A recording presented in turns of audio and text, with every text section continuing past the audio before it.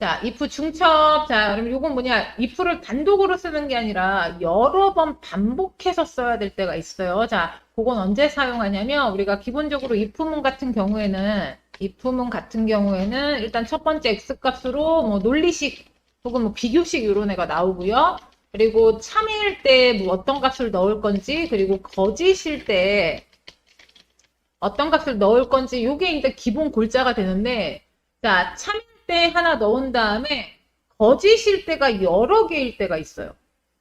가령 요 예제를 가지고 보자면 이 직급에 따른 급여 항목을 만들고 싶은데, 직급에 따른 급여 항목을 만든다라고 한다면 가령 이제 직급에 따라서 기본급에다가 뭐 더하기 뭐가 더 될 수도 있고, 그죠? 그리고 똑같이 이제 수당을 한다라고 해도 직급에 따라서 수당이 조금씩 달라질 거란 말이에요.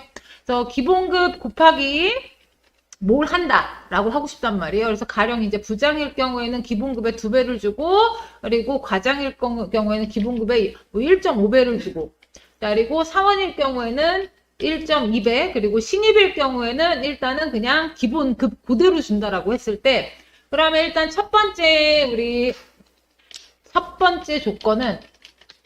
조건은 우리 직급이 부장일 때가 되겠죠. 그러면 첫 번째 논리식에는 직급이 부장일 때가 들어갈 거란 말이에요. 그럼 그게 맞다면 기본급 곱하기 2를 해라 라고 넣을 수 있어요. 근데 문제는 거짓일 때가 지금 직급을 좀 따져보자면 직급이 과장일 때가 있고 사원일 때가 있고 신입일 때가 있단 말이에요. 실제 회사라면 더 많이 나뉘겠죠. 자, 그렇다면 지금 아닐 때의 경우의 수가 지금 3가지나 된단 말이에요. 그러니까 여기 단독 2%는 요걸 할 수가 없어요. 자, 그래서 일단은 요럴 때는 이제 2%를 여러 개 사용하실 수가 있는데, 그럼 직급이 부장일 때가 여기 첫 번째 논리식에 들어가고, 맞다면 기본급 곱하기 2를 해라가 들어갈 거예요. 그래서 여기 이렇게 보시면 D5에 첫 번째 직급에 있는 값이 부장이라면, 자, 얘가 기본급이죠? 자, 기본급. 그러면 이제 과장일 때도 기본급 곱해야 되고 하니까 여기에다 이제 채우기 핸들을 한다라고 했을 때 얘는 고정값이 돼야 되니까 제가 지금 절대참조로 넣어놨어요. 그죠? 절대참조. 곱하기 2를 했어요. 자, 그럼 거짓일 때가 또 3가지 경우의 수로 나오잖아요. 그럼 거짓일 때 if문이 또 한 번 나오는 거예요. 아니라면 다시 한번 if 걸고, 그럼 거짓일 때 또 3가지가 있잖아요. 과장, 사원, 신입이 있죠? 그럼 과장일 때를 또 한 번 걸어줘요. 그럼 과장이 맞다면 부장인 건 이제 앞에 끝났으니까. 자, 그럼 과장이 맞다면 기본급 곱하기 뭐 1.8을 해라. 그리고 또 거짓일 때를 하려고 봤더니 거짓일 때가 또 뭐가 나와요? 사원과 신입으로 나뉘죠. 그래서 또 뒤에 거짓일 때 나오는 부분에 또 if문을 또 한 번 더 걸어주는 거예요. 자, 그리고 이번에는 사원이라면 기본급 곱하기 1.1을 하면 되고, 아니라면 이제 하나밖에 안 남았으니까, 아니라면 하나밖에 안 남았으니까 그냥 기본급 그대로 넣어라. 이렇게 할 수 있다는 소리예요. 그래서 보시면 지금 거짓일 때 들어가는 게 이 값을 넣어라가 아니라 거짓일 때 경우의 수가 많이 나뉘니까. 만약에 경우의 수가 또 있다면 여기서 또 한 번 if문 걸어주시는 거예요. 요렇게 쓰시면 결국은 지금 함수가 하나가 아니라 결국은 if가 여러 개 들어가잖아요. 이럴 때는 뭐 해주셔야 하냐면 가로를 맞춰주셔야 돼요. 그러니까 여기 거짓일 때 if문 들어갔죠? 자, 그러면 요 거짓일 때 안에서 또 3번째 거짓일 때 또 들어갔어요. 그죠? 자, 그러면 이제 3번째 거짓에서 더 이상 할 게 없으면 여기 가로 해주고, 또 여기에서 시작한 if에 맞는 가로를 또 끝에다가 해주고, 그리고 첫 번째 if에 대한 가로를 이렇게 해주시면 되는데, 요거는 개수를 센다라기보다는 얘네가 함수 입력할 때 기본적으로 색깔로 보여주긴 해요. 색깔 맞춰서 그냥 닫아준다라고 생각하시면 되는데, 개인적으로 초보자분들은 중첩함수 이렇게 이용하실 때 직접 쓰시면 막 헷갈려요. 왜요? 쉼표에, 쌍따옴표에. 그죠? 자, 거기에다가 이제 또 곱하기까지 들어갔어요. 자, 거기에다가 괄호까지 이제 맞춰주다 보면 얘는 이렇게 여러 개 함수를 섞었었을 때, 자, 여러 개 함수를 섞었었을 때 괄호를 맞춰주지 않으면 요것도 에러가 나버려요. 그래서 이 경우에는 개인적으로 요거는 그냥 이런 식으로 쓰인다라고 제가 이 구성을 보여드린 거고, 이 경우에는 이 함수 마법사를 하시는 게 더 빠르긴 한데, 더 편하긴 한데, 함수 마법사 같은 경우에는 중간에서 이렇게 이 거짓일 때 이렇게 넣으실 때 우리가 여기에다 if문 이렇게 하면, if문 이렇게 쓰면 보통 얘가 밑에 뜨잖아요. 밑에 떠서 뭐 가로까지 열어주고 하잖아요. 근데 이 함수 마법사의 요 칸에다가 쓰실 때는 이 함수 이름이 뜨지 않기 때문에 직접 또 다 쓰셔야 된단 말이에요. 오히려 불편하단 말이에요. 그래서 이 경우에는 요 이름 상자랑 함수 마법사 두 개를 같이 이용해서 함수 안에 함수를 어떻게 넣는지에 대해서 또 배워보실 거예요. 이 5셀에다가 일단 중첩 함수를 이용해서 기본급 급여, 그러니까 직급에 따른 급여 항목을 좀 만들어 줄 거예요. 자, 그러면 함수 마법사를 이용한다라고 했으니까 일단 2호 셀 클릭하시고 상단 수식 탭으로 들어갈게요. 상단 수식 탭.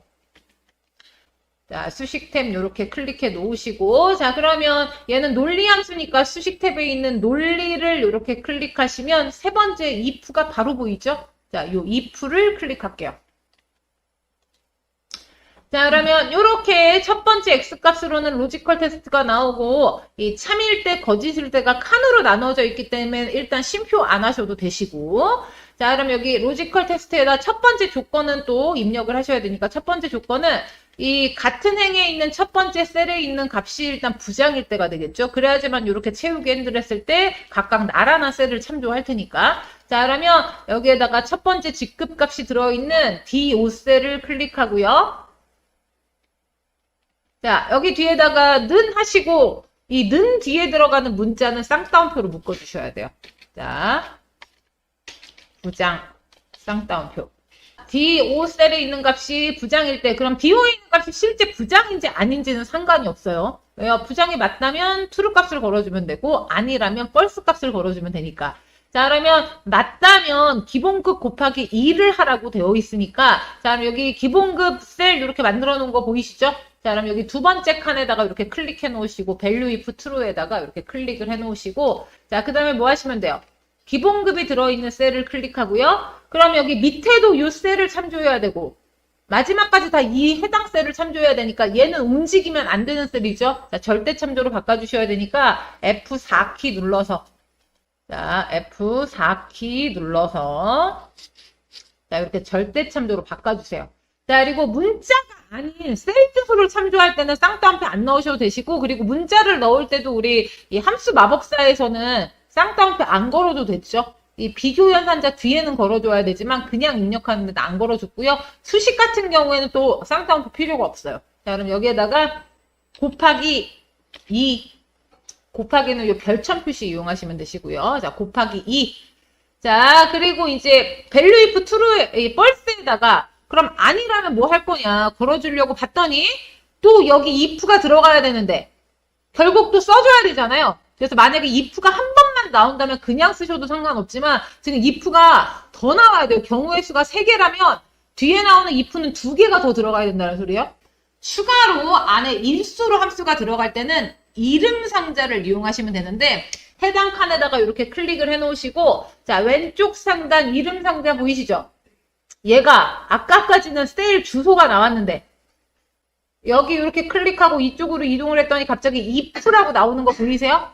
이거는 지금 뭐냐? if에 관한 함수 마법사가 열렸다는 소리고요. 자, 요 if라고 써 있는 걸 이렇게 클릭하시면 요 if라는 이름을 클릭하면 여기 수식 입력수를 보세요.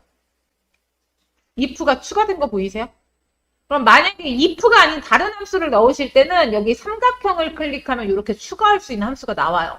근데 여기 내가 원하는 함수가 없다면 밑에 함수 추가 이용하셔가지고 찾으면 되겠죠. 자, 그러면서 얘가 새로 열렸죠.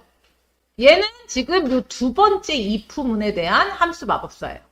자, 그러면 이제 로지컬 테스트 두 번째는 뭐였어요? 과장일 때가 이제 들어가면 되잖아요. 자, 그래서 또 마찬가지로 우린 지금 여기다 하는 거니까 계속 같은 셀 참조하셔야 돼요. 자, D5셀 클릭하시고 자, 여기에다 는 쌍따옴표 과장 쌍따옴표 이렇게 해놓으시고 맞다면 과장이 맞다면 기본급 곱하기 1.8을 할 거예요. 자, 그러면 기본급 셀을 100만 원이 입력되어 있는 셀을 클릭하시고 이것도 마찬가지로 절대 참조 바꿔주셔야 되니까 F4키 누르고요. 곱하기 1.8 할게요. 자, 그리고 세 번째 value if false 하려고 봤더니 또 두 가지 경우의 수로 나뉘잖아요. 뭐가 나뉘어요? 이제 사원일 때와 신입일 때로 나뉘니까 여기 또 다시 한번 과장까지 아니라면 뭘 해줄 거냐. 근데 아닌 경우가 2개니까 다시 한번 이제 서로 다른 경우에 쓰일 때 각각 넣을 수 있는 if문을 또 걸어주시면 되니까 여기도 또 마찬가지로 우리 왼쪽 상단 이름 상자에 있는 if 보이시죠? 자, 얘를 클릭하면 자 여기 보실게요. 두 번째 if문은 끝났고요. 두 번째 if문 이렇게 했고 여기 두 번째 if문에 거짓일 때 다시 한번 if가 들어간 거 보이실 거고 이 함수 마법사 이 창도 새 걸로 바뀌었죠? 그럼 이제 여기에는 세 번째 조건 걸어주시면 되니까 또 마찬가지로 같은 셀 D5셀 클릭해 놓고 자 얘가 는 쌍따옴표 사원 쌍따옴표 맞다면 기본급 F4 눌러서 절대 참조 해주고요. 곱하기 1.5로 해줄게요. 자 그리고 value, if, false 이렇게 보이시죠? 그럼 얘는 이제 사원이 아닌 경우에는 지금 신입밖에 없어요. 앞에 부장일 때, 과장일 때는 다 걸어줬기 때문에 사원이 아닐 때는 신입밖에 없으니까 그럼 신입이면 거짓일 거 아니에요. 그럼 얘는 이제 더 이상 if 걸어줄 필요 없이 if일 때 뭘 할 거냐를 해주면 된단 말이에요. 자 그럼 여기에다가 얘는 기본급 너무 낮아서 F4키 곱하기 1.2로 해줄게요. 요렇게 하시고 이제 마지막으로 확인을 눌러서 나오면 그럼 얘는 부장이니까 곱하기 2가 돼서 200만 원을 가져오는 거 확인 가능하시죠. 사실 이제 여기 만들어 놓은 거 있으시니까 채우기 핸들 하셔가지고 자 위아래로 지금 이렇게 채워주시면 되시고 더블 클릭하시거나 그랬더니 이렇게 직급에 따른 급여 항목이 이렇게 만들어졌다. 자, 그래서 오늘 수업은 여기서 마무리할 거고요. 자, 수고하셨습니다.